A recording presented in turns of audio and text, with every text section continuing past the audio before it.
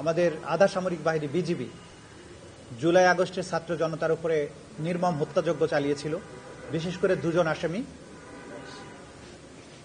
রেদওয়ানুল ইসলাম এবং রাফাত বিন আলম মুন, এবং এর সাথে আরো দুজন পুলিশ অফিসার রাশেদ এবং আরো একজন মশিদ, যাদের নিষ্ঠুরতা সাংবাদিকদের কল্যাণে গোটা জাতি গোটা দুনিয়া দেখেছে।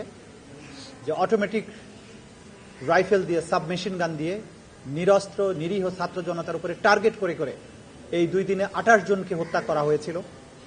সেই হত্যাকাণ্ডের দায়ে যে ফরমাল চার্জটি দাখিল করা হয়েছিল 4 জনের বিরুদ্ধে, সেই মামলাটির আজকে আনুষ্ঠানিকভাবে অভিযোগ গঠন করা হয়েছে এবং আগামী 20 জানুয়ারি প্রথম সাক্ষ্য গ্রহণের জন্য দিন ধার্য করা হয়েছে। আমরা এই মেসেজটি দিতে চাই যে বাংলাদেশে যারা গণহত্যা চালিয়েছিল, নিরস্ত্র নিরীহ মানুষের উপরে যে হত্যাযজ্ঞ যারা চালিয়েছিল, রাষ্ট্রের সর্বশক্তি নিয়োগ করে রাষ্ট্রের সবচাইতে যে সফিস্টিকেটেড মারণাস্ত্র সেই রাইফেলগুলো ব্যবহার করা হয়েছিল। এবং এখানে প্রত্যেকটি আহত নিহতের শরীর থেকে আমরা যেটা দেখেছি যে প্রত্যেকেই অত্যাধুনিক মারণাস্ত্রের আঘাতে নিহত হয়েছিলেন, এবং সেখানে কোনো রকমের হুমকি তৈরি করা হয়নি।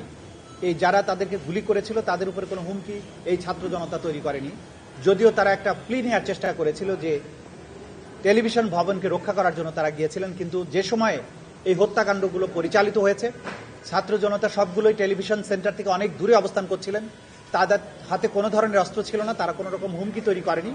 কিন্তু যে বাহিনীর যে আসামি যারা, তাদেরকে ট্রেন আপ করা হয়েছিল বাংলাদেশের সীমান্ত রক্ষা করার জন্য, কিন্তু তারা সেই ট্রেনিং এবং শক্তি আমাদের সন্তানদের উপরে, জাতির সবচেয়ে মেধাবী সন্তান যারা দেশকে ভালোবেসেছিলেন সেই সব ছাত্র জনতার উপরে তারা এটা প্রয়োগ করেছিলেন।